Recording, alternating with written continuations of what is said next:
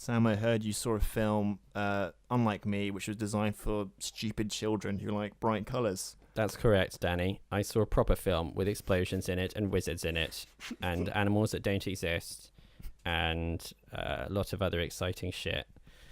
So, I went to see Fantastic Beasts and Where to Find Them. It's the add-on extension to the Harry Potter universe. It's moved into plays and now it's moved back in time. It's very exciting. It's based on that sort of charity pamphlet thing that J.K. Rowling wrote. Based on a shopping list she once wrote. It's based on something she scribbled on the back of a napkin in crayon while she was waiting for the bill. And it's also like a textbook, right, in the Harry Potter world. But you all know that, don't you nerds? And it's set in 1926, and it's about a guy called Newt Scamander, who is an adorably British fellow played by Eddie Redmayne.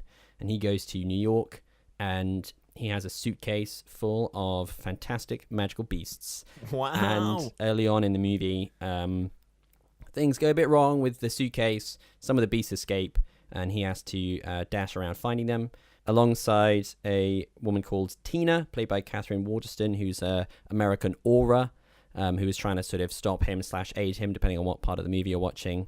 And he has general run-ins with the establishment over there, which is partly headed up by a guy played by Colin Farrell called Percival Graves. And here is a scene of Percival Graves interrogating Eddie Redmayne, Newt Scamander, about his suitcase and stuff, and they have a lovely, whispery, tense chat. You're an interesting man, Mr. Scamander.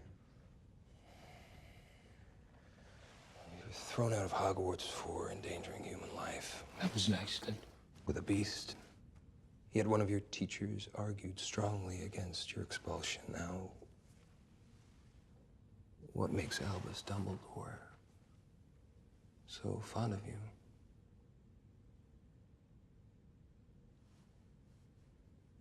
I really couldn't say. So setting a pack of dangerous creatures loose here was just another accident. Is that right? Why would I do it deliberately? To expose wizard kind. To provoke war between the magical and non-magical worlds. Mass slaughter for the greater good, you mean? Yes. Quite. I'm not one of Grindelwald's fanatics, Mr. Graves.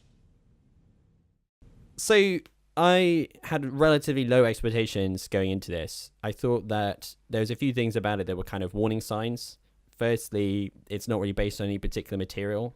Like, there's no like established, thing to base it off, and it doesn't have any strong reason to exist beyond financial one. That Warner Brothers wants to keep making Harry Potter movies, so they made this one. So I kind of imagined that it would be, I was expecting something that might not necessarily hold together, but it'd just be like, sort of like dazzling fun, and that's kind of what it is. But I still enjoyed it a little bit better than I thought I would. I think it has like just enough of a coherent plot to satisfy you as a movie, basically, and it's tied together with a lot of extremely well done special effects and like creative little moments. Part of the fun of like the first Harry Potter story is when they're like dealing with the traps at the end. Sure, yeah, and each one is its own thing, and it's just this kind of like show of invention. Yeah. And the Goblet of Fire is a similar kind of thing. Yeah, absolutely. And this shares, yeah, exactly. There's always like new stuff that is conceptually interesting and is executed in an entertaining way, and that's characterizes this movie quite a lot, because there are several scenes where they're just tracking down the next beast, and they're all quite a nice mix of like charming creatures that have interesting abilities, and the special effects are extremely well done. Maybe it helped that I watched this directly after watching Gods of Egypt with you, which has some of the worst special effects you will ever see in any film. And in this movie, they obviously were throwing all possible money that could be found at it, and it's very effective. It's directed by David Yates again, and he did a very good job, I think, like visually bringing the like more adult Harry Potter universe to life, and it works well here. I think it's quite a good. It's what like the tone is quite well pitched as well, in that it feels of a piece with the later, slightly more gruesome Harry Potter stories, which grew up with their audience, and became like like darker and meaner as they went on, but at the same time is fundamentally a very light-hearted, rompish film for kids. I think like as a children's movie, I think it's really good. I also thought that Eddie Redmayne was very good in it. I think that he's an actor who sometimes catches a bit of flack for his roles. I know that you found him a bit annoying writers like Stephen Hawking and... Well, I just noticed a trend where he just didn't be like whispering in every role. Just a Yeah. bit sort of frail and a bit, can't you see I'm acting? Well, he is very... I think frail and whispery is kind of what he's doing. Just looks a bit like inbred, you know, like a sort of royal family wing. They sort of. Well, he's locked on. super like raw. I mean, there's no two ways around That's it. a bit mean. He's not inbred. I regret saying that. You should, because it was a cruel thing to That was a say. And cruel this is thing a to say. family-friendly podcast. I'm so sorry. We're I'm lovely. sorry, The Eddie. whole brand is based on us being lovely and nice. So tighten it up. Turn up, you cunt. I thought that it was good because basically all that he's called upon to do is be a Englishman in New York, Hugh Grant-esque type. Look at me, I'm bumbling British type person. Sure. But I think that he narrows it down to a slightly more specific English type than just the sort of rom-com Richard Curtis-esque lead of the eccentric animal lover, which feels very genuinely British, but is enough of a character to, work, not just be an archetype. Is he just doing a bit of Attenborough? Is he just sort of like... Actually, maybe it's not a million miles away from that. But I think it's more like he loves animals so much that he's like weird. You know what I mean? Yeah. Like if you meet someone who's obsessed with animals, Yeah. In a kind of like I want to keep them in a magical suitcase kind of way, Well, they're like probably a little, Yeah. he's kind of like half the weirdo down the pub kind of element to it. Yeah. Mixed with adorable like fop exactly, yeah. And I think he does that performance like quite well. Like he's not just trying to be like, look how cute I am, but he's actually playing a character, which is good. I think in general it's quite well cast. I mean, we'll talk about the casting a bit later in that it's like not diverse. It's very white cast, but like all the people in it are very good in their roles. I think Catherine Waterston is quite a good pick as the kind of female lead. And she's excellent in it, and I like Colin Farrell and everyone else that I like in it. Is the first script J.K. Rowling's written, right? How does she fare as a screenwriter? Fine. I thought the script was pretty good.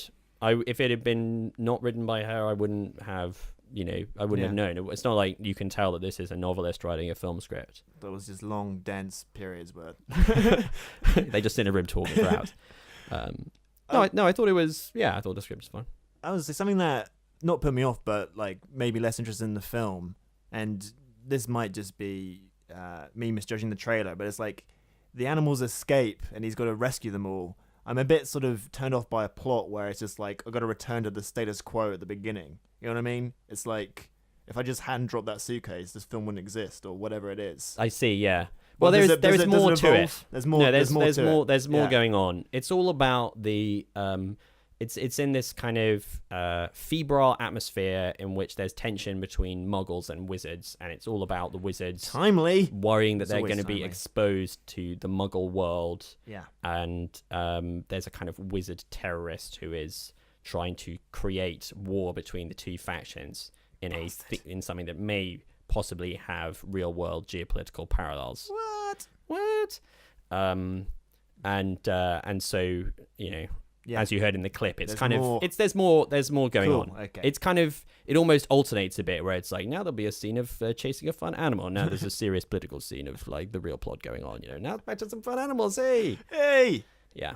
I think also in a completely non-intellectual, stupid way, I like seeing Americans like slightly ham-fistedly portrayed as written by a British person, which is ways you normally have the reverse. Yeah. So like the two sort of most American characters in it are this like fat New Yorker guy whose role is basically he's like a muggle and his role is just limited to being shown magical things and saying wow basically. Yeah. But he's basically wandered out of a Coen Brothers movie. He's got a little pencil mustache and he's Yeah. comically overweight and he just Sure. he's friendly and New Yorker. And Catherine Waterston's sister in it is this kind of a gangster's mole type. Like that's Cool. not what she is, but like that's how she talks and acts Yeah. in a way that is a little bit cartoonish. Might offend me if I was from New York, but I don't know. You're not. So It's part of the fun. It's a children's movie. It's totally fine. cool. it's got this thing which I've seen in a couple of other movies where they unveil that a character is really famous, where you didn't realize that was going to happen. Like, it's a big surprise. Like, that happens in Interstellar, and I find it a bit annoying because it's an extra outside the story reveal. Yeah, it's weird to suddenly. It's like fourth wall breaking, because it's like, you recognize this actor, whoa, you know. And I just find that to be an annoying moment, and that's my gripe with which I will conclude my review. Yeah, I think it's pretty good. It's a fun movie. It's by no means necessary to exist, but it's as a Saturday afternoon out for the kids, it's pretty good. My favorite film stars Bridget Bardot. She's the queen, but she wants to be in radio. So she starts a podcast with her friends, and the terrorists try to stop her, but she beats them in the end.